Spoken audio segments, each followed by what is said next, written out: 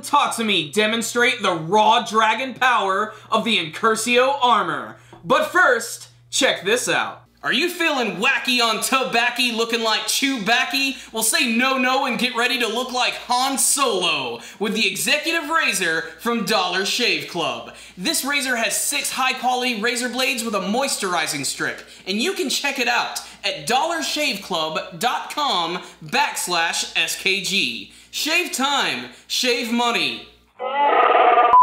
Bulat, it wasn't your time. It wasn't your time yet, man! This episode was fucked up. It was completely bittersweet.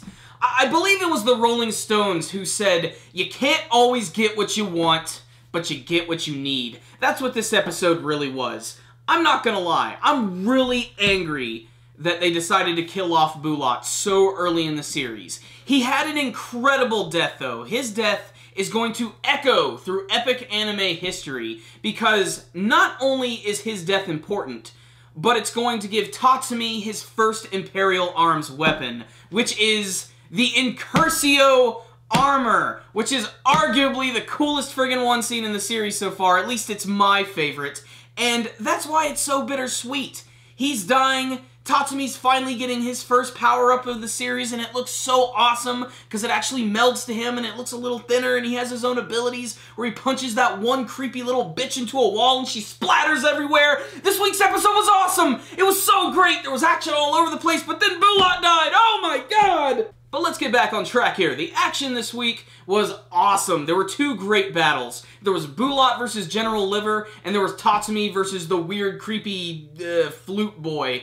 But the battle between Bulat and Liver is awesome. First, they actually do get into Liver's backstory a little bit, how he was captured, and how Esdeath freed him, and he sort of became her servant. And he sort of has this, like, creepy obsession with her, and apparently she has a lot of charisma, and what I love is how he tries to bring over Bulat to, like, the dark side of the force of the Empire, and he even mentions, it's not even about the Empire or anything, or those politicians. It's just about serving Esdeath. We have a higher cause here, and obviously I can't wait to see what Esdeath has in plans for the future. But Liver is awesome. He has this, like, special ring which allows him to manipulate water. He's essentially a Planeteer from Captain Planets. But he can manipulate the water in a lot of different ways, turning it into dragon heads and hanging out on a big frickin' water snake. And he actually uses this to repeatedly attack Bulat. But thanks to his Incursio armor, he is able to survive and even tries to almost finish him off with a sneak attack. That is until his Imperial arms disappear, and they have this final standoff. And it's really strange, because there's a nice twist to it. Because right before they start to fight, Liver injects this weird stuff right into his neck, this weird green-looking mutagen type stuff. And then they both pull out their swords and they start fighting, and then it looks like Bulat finally wins. He destroys his sword, smacks him back, and then suddenly we realize that not only can he control water, but any liquid, and the blood from his body, he actually uses that to attack Bulat. Now, here's the thing. Bulat deflects all of these attacks back like a boss. He takes a few hits, but nothing lethal. But he starts coughing up blood, and that's because Liver actually injected poison into his body and literally used his poison blood as a weapon to inject into him. It pretty much puts the final, like, tombstone right on top of Bulat at that point, and you almost think that he's probably going to get out of it, but the more the scene goes on, you realize that's not going to work, especially when Flute Boy decides to take some steroids and become big as shit, and that's finally when Bulat gives the key to Tatsumi, and you realize, oh shit, he's about to use Incursio armor for the first time. And when he summons it, it takes the form of this grotesque mutant dragon covered in armor, which suddenly covers him, and then he has the Incursio armor on for the first time. It looks a little slimmer on him, and he uses it a little differently, but obviously he's never used it before. And they even explain that the reason he's compatible with it is because he thought it was just so awesome when he first saw it for the first time. Apparently that's why he's compatible.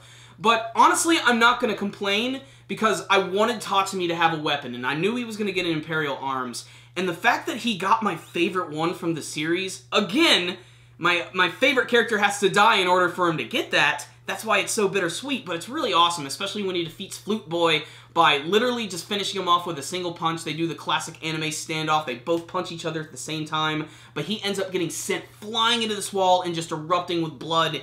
It was intense to say the least, and then Bulat dies right there on the spot. But he gives some encouraging words to Tatsumi, and Tatsumi just freaks out. He loses it and starts crying, screaming towards the sky, Shawshank style. And they could have ended it right there, and that would have still been an amazing episode. But no, they want to tease us a little bit by showing us Akame's sister Kuromi sitting on a pile of dead bodies, just being plain old creepy, you know, just to make our weekend. So, what's the rundown on this week's episode of Akame ga Kill? Really awesome episode, one that's going to go down in history, and one that I'm going to remember for quite some time, because they haven't really developed the characters as much as I'd like, but I just like that I've already had like a huge attachment to all of them. And what's really strange about this episode, and this is going to sound weird, is because before I watched Akame ga Kill, I watched today's episode of Space Dandy, which is another awesome sci-fi anime series. And the main character in that show looks a lot like Bulat, and Bulat looks a lot like him. They have these big pompadours. And the episode of Space Dandy today was just really strange, and it put me in a very odd state of mind, and you should check it out if you love animation, by the way. But when I got into this episode, and I saw that it was Bulat's episode again, and I was reminded, oh crap, this is where we are. This is going to be a really huge moment.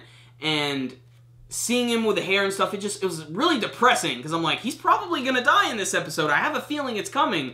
And it definitely happened. And I'm glad it wasn't, like, too over the top and too crazy. And I also love that even though Bulat died, he still, like, was able to teach Tatsumi a lot. And I love that scene where almost it seemed like he was about to die in any second, and then he just runs up and punches Tatsumi in the face and gives him another really great speech, and it doesn't even look like he's in pain at all. He was just such a boss right there. The whole battle between Liver and Bulat wasn't anything too fancy, nothing too crazy. I do like the fact that Liver basically ripped off one of Inuyasha's attacks, the Blades of Blood, which that's exactly what Inuyasha does. He uses his blood and throws it like a weapon. You know, it's not a complete ripoff or anything. I mean, it's its own thing since it's like a liquid and he's able to use it like his other abilities. And he actually like makes it like warp around him and attack him and come from all different directions. So it is pretty awesome. I was expecting maybe Flute Boy to do a little bit more, especially because he was touting himself so much. But still, it was a great way to show how powerful Tatsumi is going to be with the Incursio armor. And obviously, he still has a lot to learn. He's still got to learn to use the weapons and everything. But you know me, I love a good punch, and this week's episode definitely left an impact. No pun intended.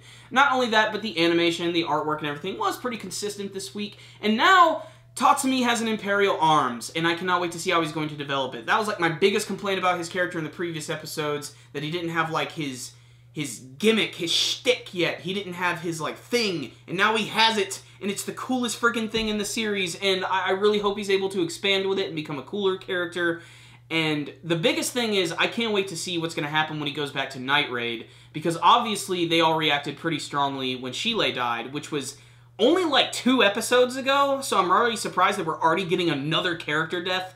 But here it is, drink it in, a little bit of Kuromi fan service at the end, great animation. Bulat, rest in peace, my friend. Your pompadour will live on forever in the hair kingdom of badassery.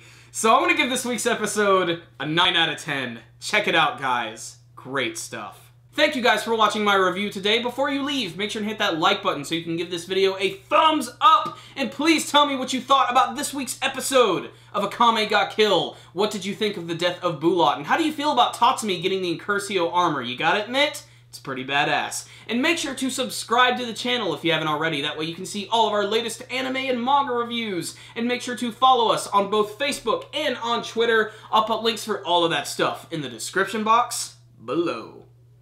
Do you like Amazon.com? I know I do. Corey and I now have an Amazon link in our video description box below. And if you go to it and buy anything through Amazon.com, it will support our channel. So bookmark that link, make it happen, and support our channel without having to do a damn thing. Another great way you guys can help support our channel is by donating directly through our PayPal link in the description box below. We recommend $2 a month, although this is completely optional. But the best way to go about this is by sneaking into your mom's room and taking $2. This way, she won't even notice. And we won't have to shake you up for all of your lunch money. So guys, that concludes this review today. Super Kami Guru 9000. Out.